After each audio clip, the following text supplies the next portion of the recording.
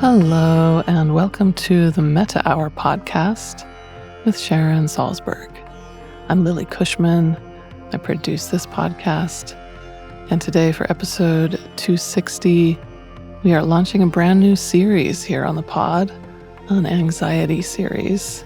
Sharon is speaking with a whole different variety of mental health experts, providers, researchers, all to garner tools to work with anxiety in these increasingly challenging times. To launch the series, Sharon is sitting down with Dr. Jud Brewer MD, Ph.D.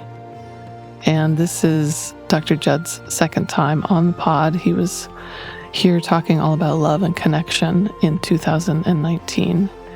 He is a New York Times bestselling author, a thought leader in the field of habit change and the science of self-mastery. And he's an interesting blend of 20 years of experience of mindfulness training and a career in scientific research.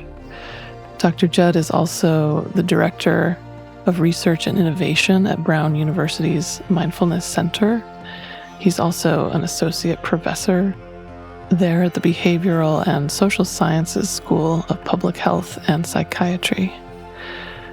I also want to mention that Dr. Jud is the author of a book that dives all into anxiety. It's called Unwinding Anxiety, and he's also developed a couple apps, one by the same name, the Unwinding Anxiety app, and also the Mind Shift Recovery app.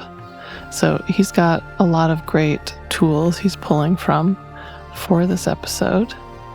And he and Sharon get into some really interesting, detailed dissection of the neuroscience behind anxiety, how Dr. Jud defines anxiety, and a breakdown of worry, rumination, catastrophizing, all of these things that are normally kind of layered together into the felt experience of anxiety.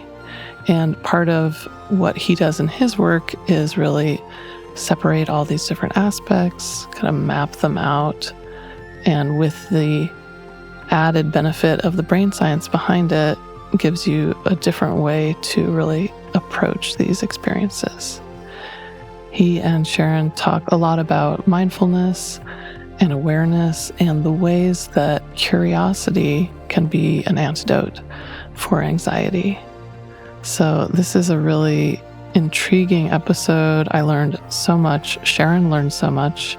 You might want to listen to it more than once, and it's a perfect way to launch this series. So let's get into Dr. Jud Brewer and Sharon Salzberg for episode 260 of our brand new anxiety series.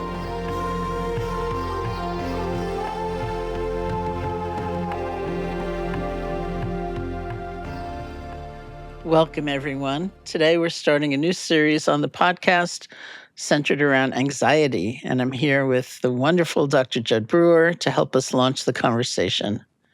Anxiety is so prevalent right now, given all that's happening in the world, and I know a lot of people are really suffering from it.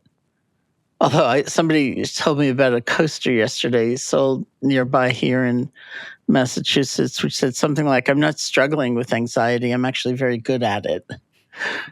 In this series, we'll be looking at different approaches to anxiety, some from the perspective of spiritual practice, some from the scientific approach, or the therapeutic approach.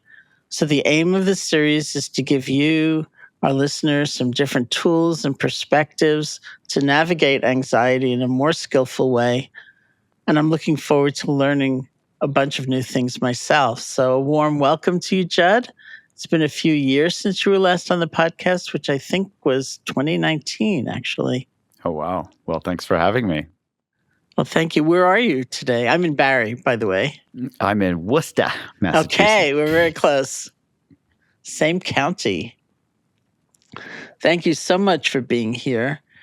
You've been involved in a lot of conversation around anxiety in the past years. In 2021, you wrote a wonderful book called Unwinding Anxiety. New science shows how to break the cycles of worry and fear to Heal Your Mind, which was published by Avery.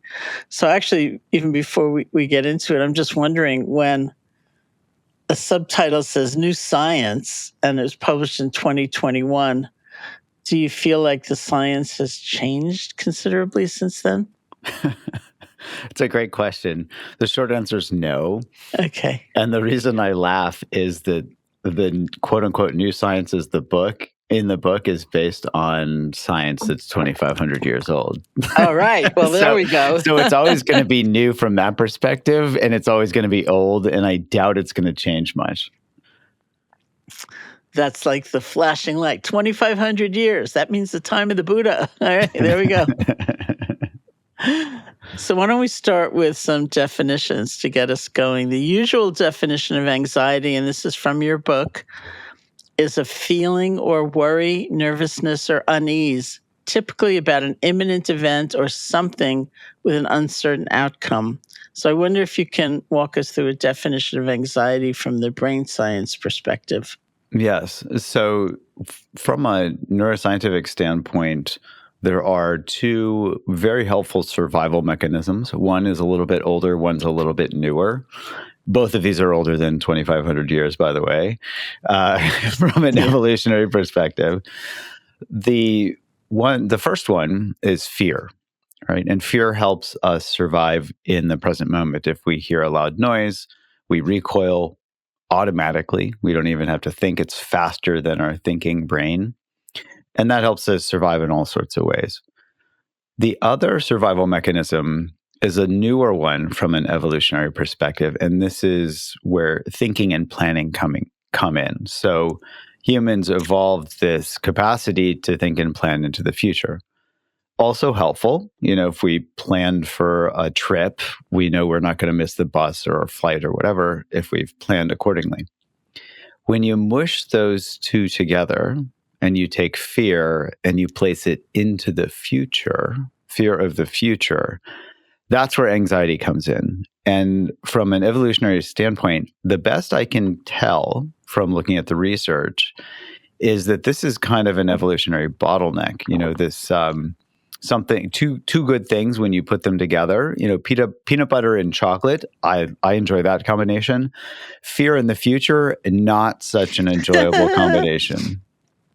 Yeah. So that's the way that I approach anxiety from a neuroscientific standpoint, where you're taking things that are helpful, you're putting them together, and they become not just not helpful, but anti-helpful. Anxiety is not helpful for us. Would you say anxiety comes when, say, the prefrontal cortex doesn't have enough information to predict the future? Is that right? That's a big part of it. Absolutely. Mm-hmm. So the planning part of our brain can only work if it's got information, and it also can only work based on previous experience. So we tend to project into the future and plan by simulating the future. And we simulate the future best by taking old experiences that are most similar and projecting those into the future. So if we've never had an experience before, then it's hard to simulate the future, because it's hard to imagine, okay, what's this going to be like? We can ask other people, we can do research, but if we haven't lived it, it's hard to simulate it. Not that we can't simulate it at all, but that adds a level of uncertainty. On top of that, if there are a lot of moving parts, so to speak, it's also very hard to simulate the future. If there are a bunch of things that aren't nailed down, then that also can make it hard to plan. Doesn't mean that automatically leads to anxiety. It just means that uncertainty goes up. And what our brain is trying to do is it's trying to minimize uncertainty. When you can minimize uncertainty, you can plan much more easily and much more accurately. I'm wondering, though, like if anxiety is not helpful, or you could even perhaps say never helpful, I wonder about facing uncertainty with a kind of rigid projection of certainty, like catastrophizing.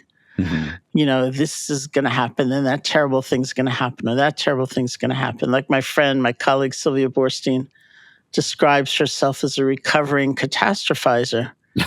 And so that's why she got interested in meditation practice, because both her nervous system and I believe her closest relationships were really suffering, because of that. So is it sort of the best case scenario sometimes that you would start worrying about something rather than thinking that terrible thing is certain to happen? Well, worrying and catastrophizing have something in common, which is that they cause suffering. So those are separated from planning, because planning is actually helpful. So we can plan, we can check our plans, but when we find ourselves checking our plans the 17th time and nothing has changed over the last 15 times, we might update our plan once or twice or have missed something. But I can almost promise you anybody that has checked their plan 17 times hasn't changed their plans 17 times. And so I think that's the big difference, where worrying has that oh no quality to it, and catastrophizing is like worrying on steroids. Okay. And do you think it's valuable to make some sort of distinction between like the physical feelings of anxiety, which might mean some shortness of breath or a racing heart or an upset stomach, and a distinction between that and the actual thought process? Like, what if this happens and then that's going to be so bad? Or, what will I do? Am I capable of responding? I think it's really helpful to distinguish the two. And one of the main reasons for this, and this is something that I never learned in medical school or residency, is that the feeling of anxiety can feed and drive the mental behavior of worrying. And the reason that that's important is because if we can distinguish the two, one of them, like a feeling or a thought, is something that we don't have much control over in the moment. But a behavior is something that we have a lot more. I'm going to hesitate to use the word control, but we can affect behaviors by not feeding them and not doing them. And when we change the behavior, that can change the relationship between the two. And I'll just be more specific. Back in the 1980s, there was a researcher named Thomas Borkovec, a psychologist at Penn State, who suggested that anxiety could be driven like a habit. And what I mean by that is he said that it could be driven through this process called negative reinforcement. And for anything to be negatively reinforced, it has three elements: a trigger, a behavior, and a result. So if you take the feeling of anxiety, that feeling can trigger the mental behavior of worrying. And what researchers subsequently showed was that the mental behavior of worrying gives people the feeling or the illusion of control. And that's rewarding enough, at least for the moment, to feed back and drive a cycle of anxiety. Does that make sense? Yeah, it makes a lot of sense. Yeah. So I wish I'd learned that in medical school, but I didn't. I just, they told me to memorize the names of some medications and, prescribe those medications. Well, speaking of medical school, let's make a distinction, if there is one, between a clinical diagnosis of anxiety disorder, such as generalized anxiety disorder or panic disorder, and the more colloquial use of the term, where we might, and many people do, describe themselves as feeling quite anxious. Yeah, it's a good distinction to make. So if and I think we need, I'll just say, as a psychiatrist, as a board certified licensed psychiatrist, I like to take the diagnostic criteria with a grain of salt, because the psychiatric Bible, the Diagnostic and Statistics Manual, was originally developed as a billing document so that psychiatrists could bill for their services and doesn't have a ton of scientific evidence behind it. Over the years, people have been trying to change that, but change can be slow in processes like that, especially if the research is built on a manual, which is, it becomes self-perpetuating. It's hard to change it. So with that as a caveat, Mm-hmm. With anxiety, I don't know anybody that's never had a feeling of anxiety. Mm-hmm. So, everybody has feelings of anxiety. The difference between that and a disorder is where the anxiety becomes so persistent and predominant that it really is affecting someone's life on a daily basis. And so we could go through all the criteria for generalized anxiety disorder, but it's probably easier just to imagine. So I can think of a number of my patients in my clinic, and basically they say they wake up in the morning, they feel anxious, they worry that they're going to be anxious all day, and that anxiety and worry cycle just goes on all day. They go back to sleep and they repeat the cycle the next day. The difference between panic and panic disorder is also pretty interesting, where, I used to get panic attacks in residency. Just bring together lack of control, uncertainty, and sleep deprivation. That's right. I was going to say lack of sleep. Yeah. I'm sure lots of people get panic attacks. The difference between having panic attacks and having panic disorder is basically when somebody starts worrying about having their next panic attack and then changing their life so that they don't get into situations or aren't, are less, they're trying to basically get control so that they don't have panic attacks. So for example, a typical one is where somebody's had a panic attack while driving and then they avoid driving. Mm-hmm. Yeah. So panic attack does not make panic disorder. It's how they relate to the worry and the thoughts between the panic attacks that can lead to panic disorder or not. Well, and also, when we talk about how we relate to, say, the panic or the panicky feeling or the sensations, it of course reminds me of mindfulness practice, because I can imagine, feeling very anxious and then feeling not only anxious about feeling anxious, but feeling judgmental about feeling anxious. Like, why couldn't I, conquer this long ago? Why am I so bad? And sense of isolation, which we often add. I'm the only one who ever feels this driving, why am I so awful?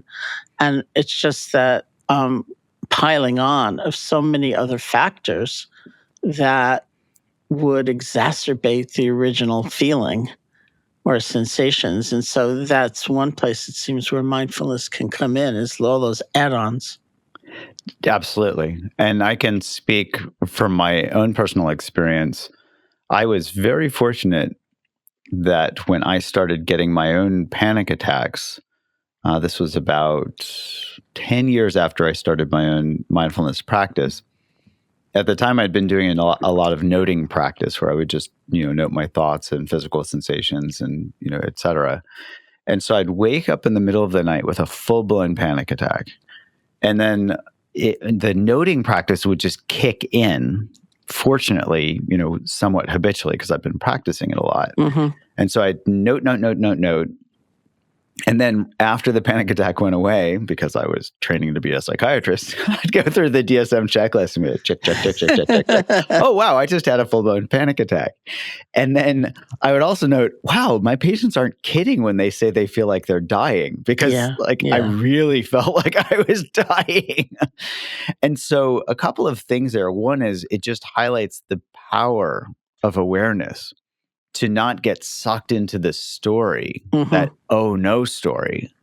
And also the power, I think of it as the power of the curiosity, where we can flip that oh no to oh, and that is tremendously helpful in helping us be able to see this is just, these are thoughts, these are physical sensations, they come and go. I don't have to take them personally. And when I don't take them personally, it empowers me to see, oh, wow, I do have a little more control than I thought, which is, the irony is that being with our experience is what actually helps us quote unquote control not getting sucked into the story of our experience. That's so great. The person I actually tend to quote the most in terms of mental noting, which is one variation of mindfulness practice where we actually put a silent label on our predominant experience, is the late, great Broadway performer Gavin Creel. And I watched the live stream of his memorial service, and he was a meditator. And one of the things they did in the memorial service was play recordings of him speaking. And one of the things this one recording said in his voice was, I meditate, and the practice that I do is called mental noting. And in mental noting, you want to name your experience, like your emotion, before it names you. In other words, before it defines you, before, it overcomes you. So I thought, what an incredible way of phrasing it. I was in New York at the time. I came back to Barry, and I said to Joseph Goldstein, I told him the story, and he said, that's an amazing quote. I'm going to use that. And I said, I'm going to use it too. So all tribute to Gavin. So it's hard to believe, I think, that could be as powerful as it is, but it is actually very powerful. Well, I even have some scientific evidence to back that up, which we could talk about now or later. No, why don't we talk about it now? It's great. So we created this app called Unwinding Anxiety to test this theory that basically bringing this curious awareness to our experience of anxiety was helpful. And I'll back up and even say, we started with this concept, which used to be really confusing and hard for me to understand, called dependent origination, which is basically this thing that the Buddha was supposedly contemplating on the night of his enlightenment. Like, that's how he got enlightened. It wasn't some deep concentration practice. And so we started with that concept of saying, hey, can we teach people that anxiety can be driven like a habit loop, basically like the Buddha was teaching people that, getting identified with the story of me causes suffering. And when you are not identified, you suffer less. And so we started with that in the app. And then we also taught them noting practice as a way to work with the feelings of anxiety. And long story short, we did a randomized controlled trial in people with generalized anxiety disorder. And we got basically 5 times the reduction in anxiety as the standard care. So we got a 67% reduction in anxiety, whereas usual care gave about a 14% reduction in anxiety. And looking at the data another way, if you look at remission, which is basically where somebody is back to normal, whatever normal is, we had a 63 or 64% remission rate in people who use the program, and only a 3%, I believe, remission rate in the people with standard care. So this stuff is pretty powerful. Wow. Yeah. That's kind of incredible. Curiosity, right? Is the word that you use. Yes. My favorite word. The main antidote to anxiety is curiosity, is something you say. Mm-hmm. And that's very interesting, because sometimes people say that, well, there are obviously many helpful tools. They say action is the antidote, like action absorbs anxiety, or learning to trust, which is a hard task, is the antidote. So because that factor of curiosity is so tied to our understanding of mindfulness, I find it really fascinating. Yes. And I would just add there that it's not just any action. Yeah, that's true. Right? Because one action that many people take that actually drives anxiety is worry, right? Mm-hmm. So worry feels better than doing nothing until people realize that worry drives more anxiety, and then they become disenchanted with it. which is also another premise, comes right from Buddhism. The nice thing here is like all of my research, I don't have to think of anything. I just read these Buddhist suttas and I'm like, oh, let's test that and see if that works. And every single one has played out so far. All right. So one of them is... It's the new science. That's why. The old new science, yes. Right.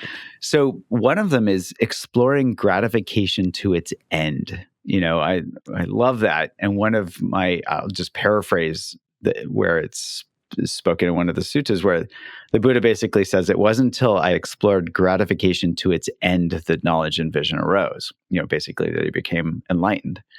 And so I said, oh, let's test that hypothesis. So we have people explore how much worrying actually helps them. Right? Does it solve problems? Does it make the future more certain? No and no. So what does it actually do? Well, it makes them more anxious. And when they explore that gratification and realize that it's actually making them more anxious, they become disenchanted, which is exactly what the Buddha predicted. He said, well, when you explore gratification to its end, you become disenchanted with that old behavior, and it's much easier to let go of it. Now, this is very different than modern day, where we have this very, Descartesian view of the world, where we're like, well, if I just, I can think my way out of problems or whatever. The difference here is that thinking isn't what changes behavior. If it did, my job as a psychiatrist would be very easy. I'd have one visit with each patient, and I would say, stop this, this, this, and this. Okay, next, and they just stop it. So it's very different to explore gratification to its end than it is to tell ourselves to stop worrying. I wonder too, if there's a premise in that disenchantment process that of a certain kind of health. Like the Buddha said something like, if you're holding on to a hot burning coal and you're sensitive, you're aware, you can feel how much it hurts, you just drop it. It's not like a giant deliberation or a labored strain. But I wonder if underneath that is the feeling that I shouldn't have to suffer. That I'm worth happiness, something like that.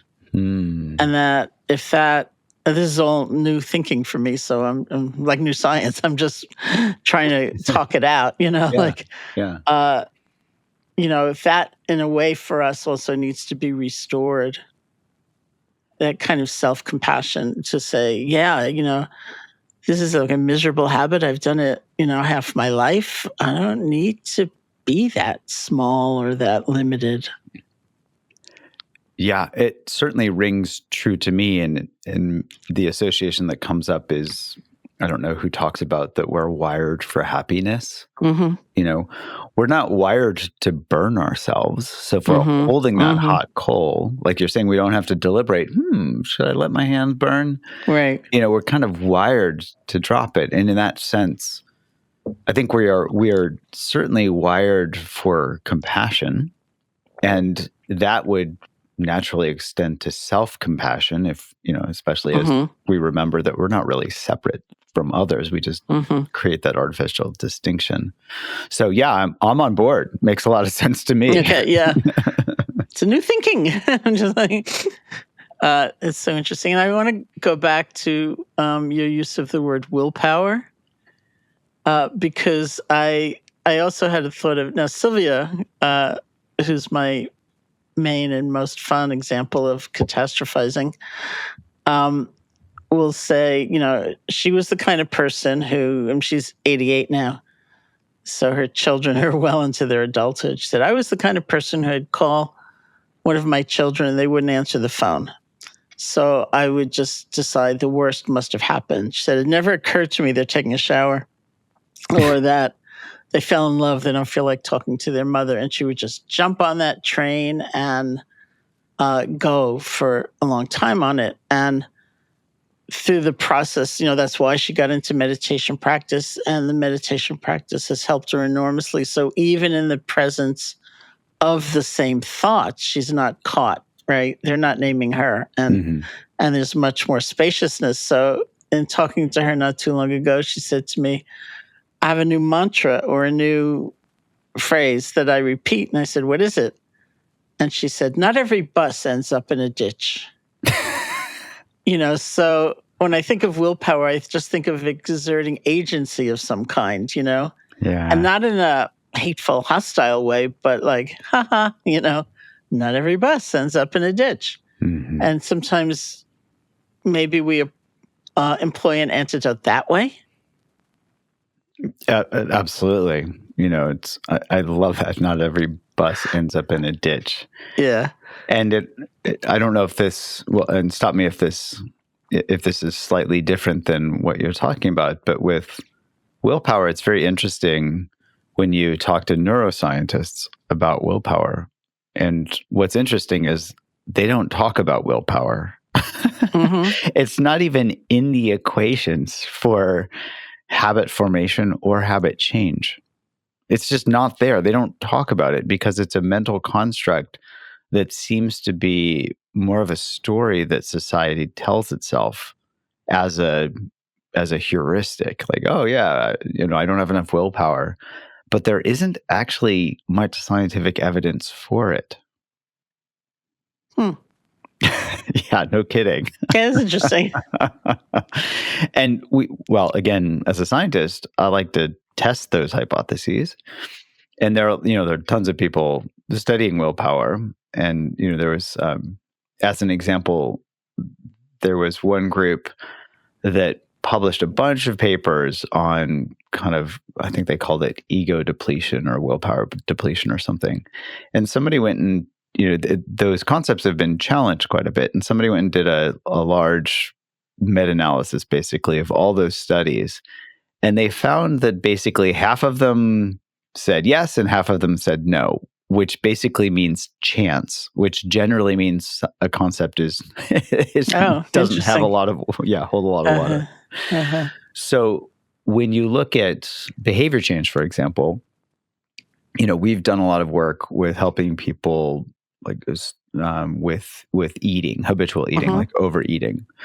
And when we employ the Buddhist psychology around, paying attention and exploring that gratification to its end. So basically we have people pay attention as they overeat. And it only takes 10 to 15 times of somebody paying attention for the reward value in their brain to drop below zero, meaning that it's no longer rewarding for them because they see very clearly that it just doesn't feel very good. Right. And so they can actually change that behavior pretty quickly. Notice how none of that has anything to do with willpower. It has everything to do with awareness. And the same is true for anxiety. The more we pay attention and see that worrying is not helping us, the easier it is to let it go. So actually, this might be a time to mention one of the biggest internet myths around anxiety, which is this idea that there's some level of anxiety that helps us perform well. Yeah. Okay. You ready for this? You sitting down? I'm totally ready for this. Okay. Anxiously waiting. So I gave all the details about this in the Unwinding Anxiety book, but nobody has to read that because I'll tell them the punchline. There was a study. So this is a concept that is called the Yerkes-Dodson law. Now, don't stop right there and say, "Oh, it's a law; it must be true."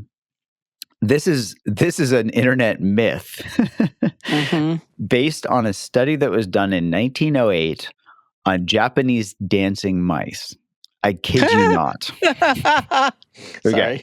Yeah. So this study basically found that if, there's this inverted U-shaped curve for arousal, and that's a key distinction. Arousal does not equal anxiety. They start with the same letter, but that's, they're not that much more related. So when you have a sleeping mouse that doesn't perform well in a maze or whatever, test they did. And if you have a mouse that's completely freaked out and frozen in fear, it's also not going to perform well, which is kind of a duh. Do you have to torture mice to get this answer? But, well, they did the study. And so they came up with this inverted U-shaped curve for the optimal level of arousal. If a mouse is not freaked out and not asleep, it's going to perform better. Again, duh. Humans, same way. Somewhere in the 1950s, somebody extrapolated arousal to anxiety, which is a huge mistake. And they started applying this, and without any evidence, saying, oh, there's an optimal level of anxiety for humans to perform well. And this is largely ignored because there wasn't any evidence behind it, but then came along the internet. And somebody started saying, yes, there's this Yerkes-Dodson law that shows that there's this optimal level of anxiety. And because a lot of people are really identified with anxiety, they're like, oh yeah, that must be true because that seems true for me. Now, the truth is, when you do the research, and there was somebody that did a careful analysis, and they looked at a bunch of studies in, I think, workplace performance or something, and they found that there is an inverse relationship between anxiety and performance, which makes a lot of sense if you look at it logically. The more anxious you are, the worse you're going to perform on anything, because anxiety doesn't actually help us perform well. It just gets us locked into a worry loop. And if you look at the opposite of anxiety, which I think of flow or being in the zone being the opposite, Csikszentmihalyi's definition of flow includes selflessness. So you are so not there that there's nobody there to have anxiety. Right. So interesting. Speaking of the internet, there seems to be a growing sense that our obsession with being online, especially if you're younger, seems to be producing a wave of kind of collective anxiety. Does that seem right to you? It does. And people have, I think Hates was the one that wrote a book recently, really chronicling a lot of, I think, teenage anxiety. Yeah. And some people say that some of the work is a little overblown. The bottom line is there's definitely some truth to that, whether it's as extreme as some people say, or, it's somewhere in the middle of people say nothing. I don't think anybody says nothing. But some people say, oh, the sky is falling. The sky is probably not falling, but there's definitely something there. And if you look at how our brains work, our brains use information, or they treat information in the same way as food. So, for example, when our stomach is hungry, it's empty and we're hungry, we have this urge to get food so that we can get the calories in to survive. We get these dopamine surges in our brain dopamine is a wanting, it's a drive molecule. It drives us to go get food. In the same way, information to our brain is like food to our stomach. When we are lacking information, there's a drive to get information. It's called deprivation curiosity. We're deprived of information. And there have been studies showing that in non-human primates, they'll forego food and drink for information. Yeah, which makes sense, because if you hear a rustling in the bushes, you can't just ignore it. You have to see if that's a predator. So information is really helpful. And now you bring that together with the internet and you flood humans with information. It's very easy to get overwhelmed very quickly. And you can add to that misinformation, where somebody might have gotten something wrong, or they might have embellished, or they might have said something like, oh yeah, there's an optimal level of anxiety. It's called the Yerkes-Dodson law, right? So we get all this stuff that it sounds good, but if we're not scientists, it's hard to differentiate what's accurate and what's inaccurate, innocently inaccurate, I'll put, because often people, they're just trying to get some attention. So they perpetuate internet things because they're attention getting. Now you add to that disinformation, where people are purposefully putting out information for their own gain. Okay. So back in the day before the ancient times, before there was an internet, I know it's hard to imagine. Back when we were all walking around without the internet, there was no such thing as a deep fake saber-toothed tiger, right? So our ancient ancestors, when they saw the tiger, they didn't have to go, is that real? Right. But now we have to go, is that real? Right. So no wonder everybody's anxious. It's a mess. It's really hard to, one, feel like we've got enough information to survive, and generally we do. It's hard to sift through what is accurate information, what is misinformation, what is disinformation, especially because people have learned that if you rile things up, if you induce a lot of fear or a lot of fear and outrage. Fear and outrage are really good at turning our thinking brain off so that you can get herd mentality and you can get, this is where mobs come from. You rile people up with fear and their thinking brain goes offline, so it can't think, hey, wait a minute, why am I running with this crowd? Do I even want to be running with this crowd? So, yeah, the internet hasn't really helped in terms of quieting our collective anxiety. Let's just put it that way. Well, collective anxiety is something really interesting to me. Like, I can remember times when, people coming to retreat, on the back of one of the forms, they list their medication, which includes psychiatric medication, just so the teacher knows, what drugs they may be taking, and they're encouraged not to cease taking them for the time of the retreat and so on. But I remember going through one of those forms in a retreat that I was teaching years ago, not that many years ago, but some years ago. And it was all like treatment for anxiety disorder. And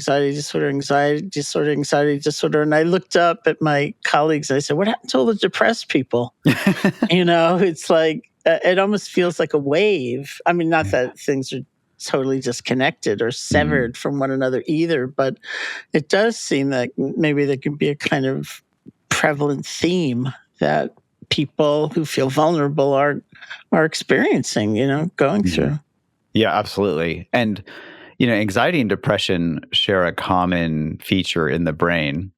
And also in our studies, I'm trying to think back in our main study that I mentioned earlier, there was about an 80% comorbidity between anxiety and other mental disorders, and the primary one was depression. And if you look at them from a brain standpoint, they share a common feature in the sense that there's an overactive brain network called the default mode network, which it's perfect from an explanatory standpoint because that network is I think of it as the me network. It's a self-referential network. So when we're thinking about the past or the future, so basically if we're regretting the past, aka depression, and when we're worrying about the future, aka anxiety, we're activating that network. So it's no surprise that there would be high comorbidity when people are good at activating that network, when it's basically habitually activated. And so whether it's rumination or perseveration, worrying about the future, it's the same story of me, right? Letting that, how did you put it? Name us. Yeah, letting it name us. Yeah. And so if it names us enough, it's going to become a habit. Now, it's not surprising to me that you would see a lot of people with anxiety come to retreat because anxiety is very activating. It makes people restless and want to do something to make it go away. Depression, on the other hand, tends to be deactivating, where people describe it as this heavy weight, where they just want to stay in bed, or I don't want to. Everybody has their own individual experience with depression, but people tend not to be running around saying, "I want to make this go away. I'm depressed. Right. I want to make this go away." people with anxiety are running around. So of course it would make sense that they would run to retreat and say, make this go away. whereas the people with depression are going to say, well, I'm just going to stay home. I'm not going on retreat. Yeah. It also seems to me like that sense of curiosity, or I would call it mindfulness, is the foundation for what we might do. Hopefully it is the foundation rather than panicked about what we're feeling, that if we have that stance of curiosity, then we can maybe employ different antidotes or experiment with this or try that without, such a strong sense of pass fail. And part of that I'm curious about your take on is kind of the things that are also more getting to be more prevalent these days, like different breathing techniques to kind of calm our nervous system, things like that. And so whether it's having your out breath be longer than your in breath, or having box breathing, where it's equal lengths of in and out, and sometimes pausing. There are different styles, but I have seen also that for some people, that can be an effective way of at least getting out of the intensity of feeling overwhelmed by what's going on. Yes. And so I think there's some good neuroscience behind this. And I'm going to use one example. You're probably familiar with 5-finger breathing. Oh, yes. Yeah. So just for folks that aren't familiar with it, basically, I love this because this can be taught to children, and children can lead their parents through it when their parents are anxious because their kids want to help and want to have some control. And so here's a great way to say, hey, I'm going to teach this to you. You walk me through it when I'm so freaked out that I forget to do it myself. And then, it's a great way to bond, and et cetera, et cetera. So the idea is that someone places the index finger at the base of their pinky. And then as they breathe in, they trace up the outside of their pinky. As they breathe out, they trace down. And you can imagine for 5 breaths, you've traced your hand. For 10 breaths, you've traced from your thumb back to your pinky. And I'm going to use that as an example because when somebody's doing 5-finger breathing, they're paying attention to 4 things. They're paying attention to 3 different physical sensations, the 2, one on each hand, and then also breathing. And they're also paying attention to the visual sight of watching their fingers trace their hands. So they're paying attention to 4 things. And the reason I mention that is that our brain, its working memory center, there are always networks, but let's say there's a marker or a brain region called the dorsolateral prefrontal cortex, which is one of the parts of the network that's involved in working memory. And it seems that our brains can only hold about 4 pieces of information at once, which is why it's hard to, it's hard to remember long phone numbers or long digits, strings of digits. So if you do 5-finger breathing, you're basically clearing out that cache of whatever it was, the worry thoughts and the physical sensations of anxiety. And even after 5 breaths, many, many people feel that their physiology is calming down. And so after 5 breaths, their physiology's calmed down, and then those worry thoughts come back in, and there's a mismatch between the feeling in the body and the thinking. So when the 2 are on the same wavelength, so to speak, when we're having worry thoughts and we're feeling anxious, those 2 feed off of each other because we're like, yeah, I'm worried. And our body's like, yeah, I feel worried, and then they just feed off of each other. But if our brain comes in and it says, I'm worried, and our body says, yep, not really feeling it, it makes it much easier to bring in something like noting practice. So we can just note, oh, there's that worry thought. And it's much easier to note it and let it go than to get caught up in it. So I think many of these breathing practices can basically do that same thing where it fills up our working memory, capacity, and at the same time calms the physiology so that it gives our brain a moment to take a beat. And when we've taken a beat and our physiology's changed, it's much easier to bring that awareness and curiosity in. That's great. And I want to tell you this story that I've often told and have written about facing someone else's anxiety, which was in the beginning of the COVID pandemic. It was March 2020.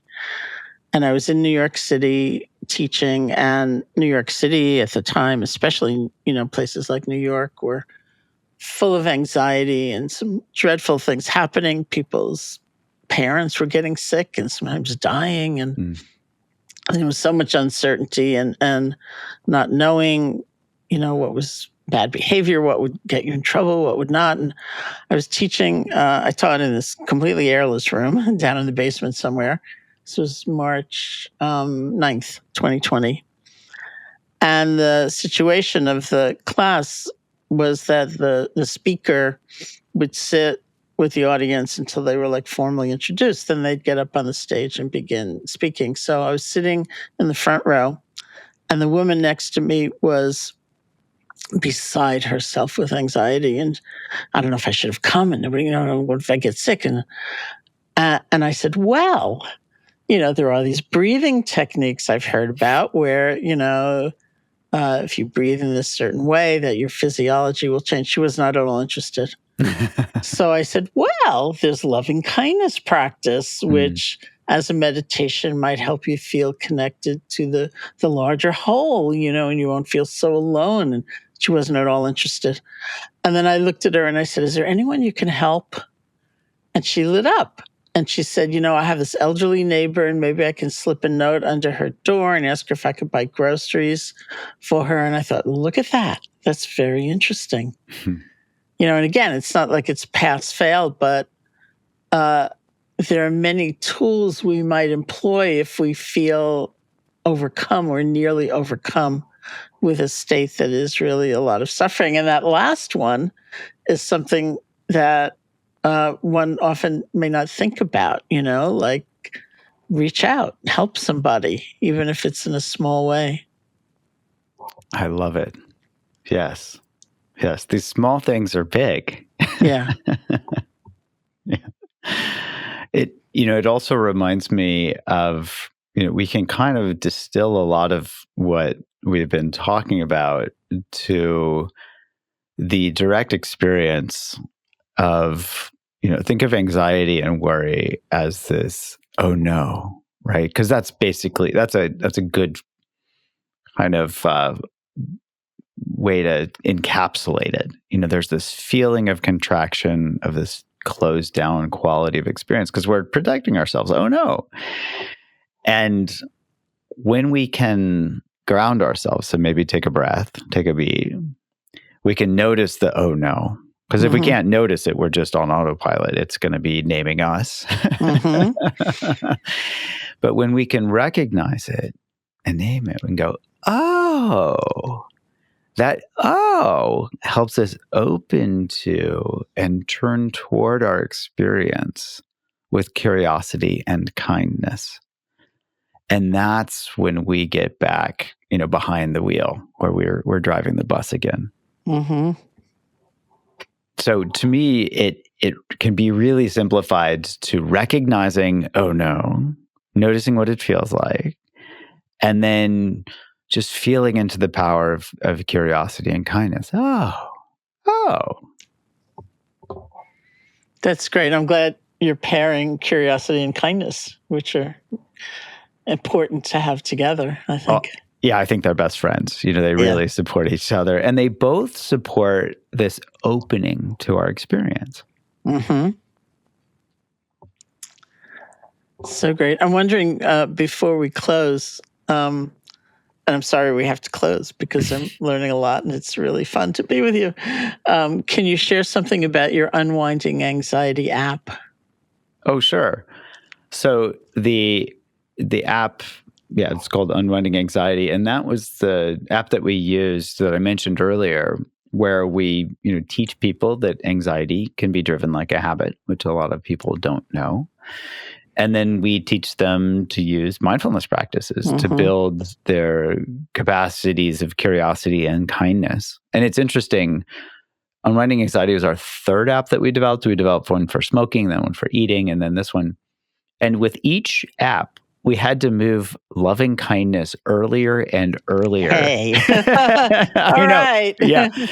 And part of it was that there was so much self-judgment, self-loathing, insecurity, and all the things that come from not being kind to ourselves, that it was hard for people to actually open to curiosity. So we moved it earlier and earlier because the kindness and the self-compassion really helps people get a taste of what it's like to open to themselves so that they can then open to their experience and their thoughts. And so I just thought that was really interesting over the evolution of our programs that, we moved it earlier and earlier. And what I mean by that is the Unwinding Anxiety program is set up as a progressive 30-day modular program where people, it's about 10 minutes a day where they get a video and they learn, they learn a little concept, and then they get some homework and they go and practice it, and then they come back the next day. And so over the course of 30 days, if somebody does it once a day, or the course of 30 modules, if somebody takes a little more time to do it, they can progress through this and build their mindfulness skills. And also, the way I think of it is that they start by learning how their mind works. Then they learn how to work with their mind. I mean, that's what mindfulness is all about. And then they can use it. You don't have to stop there. They can keep flourishing. And I love, this is a not so secret part of the program, is people come to me afterwards and they say, I learned to apply this to all sorts of other aspects of my life. And I said, yeah, it's a side benefit. Often when I prescribe a medication, I have to tell people about all the side effects.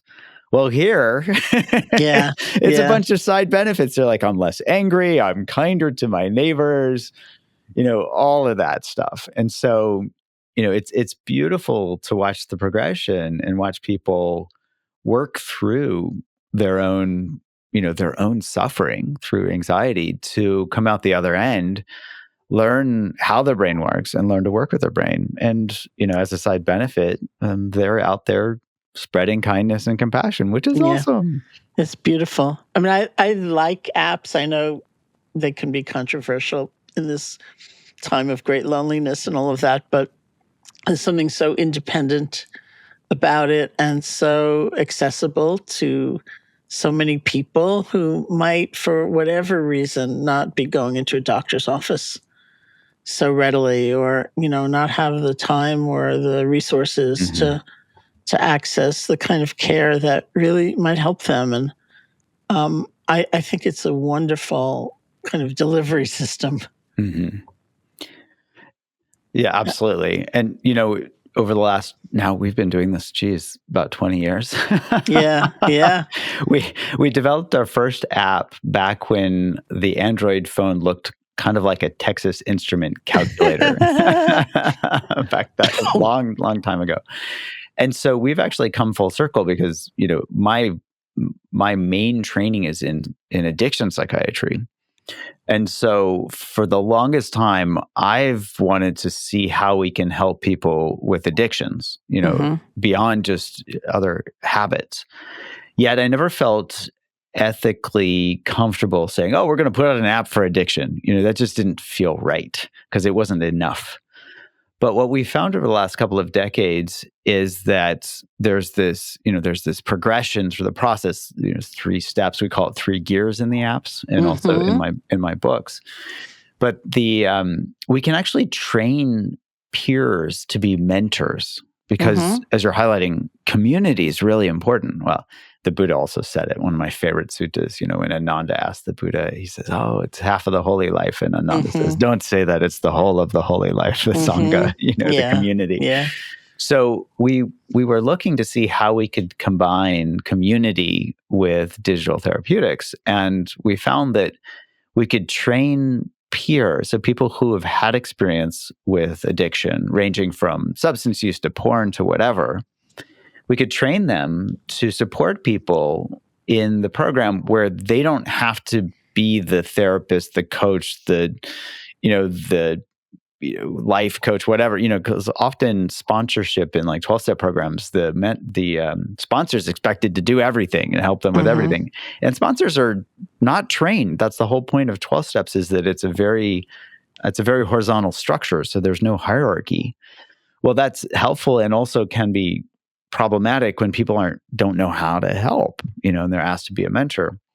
So here we can train mentors, peer mentors, to support people, and we can also give a digital therapeutic that's evidence-based that's can give people the core training. So you pair the didactics, like the learnings, through an app, and we can give that out for free, which I love that we can do that.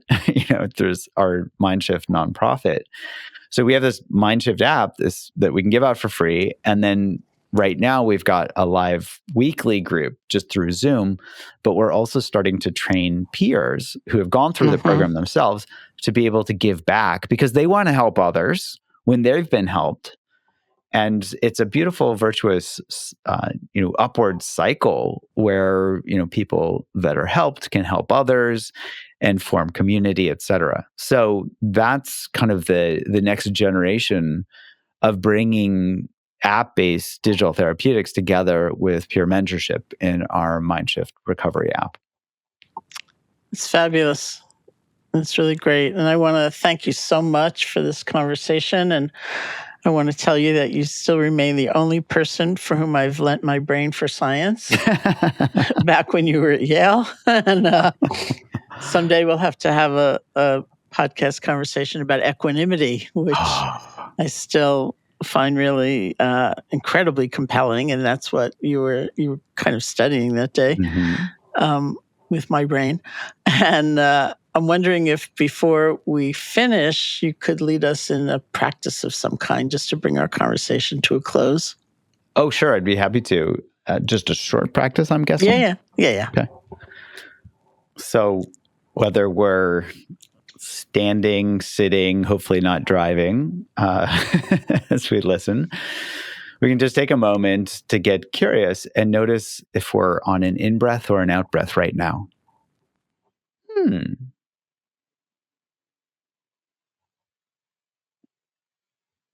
And then just noticing what it feels like to be curious about the physical sensations in our body right now. So whatever physical sensations are arising, first noticing if there's any habitual reaction to say, oh no, here's the sensation, I don't like it. And just getting curious. Oh, there's that. Oh no. And then noticing what it feels like to be curious. Oh. And if we're not sure what curiosity feels like, we can get curious. Oh, what does not feeling curiosity feel like, or not feeling curious feel like?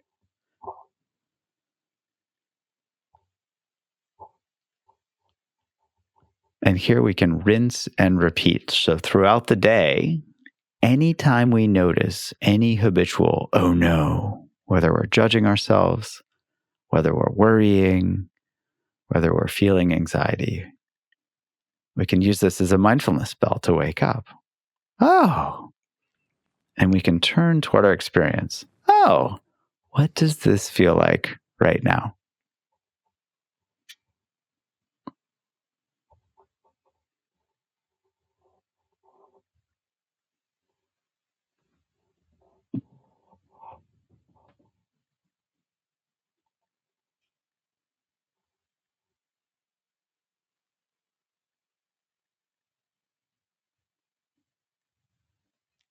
Ding. Thank you so much. The universal sound of ending a meditation. It's so great. Thank you. Thank you for that. Thank you for the conversation. And thank you all for joining in. This is a wonderful launch to this series, and I so appreciate, Jud, all of your incredible work in this field. And if you'd like to get a copy of Jud's book, it's called Unwinding Anxiety, or you can check out his Unwinding Anxiety app from ShareCare. And if you want to promote other research, just read the Buddha Suttas and make suggestions to them. Yes, yes. And for anyone struggling with any type of addiction, you can check out the free Mind Shift Recovery app. You can download it on Android or iOS platforms. Thank you. And thank you.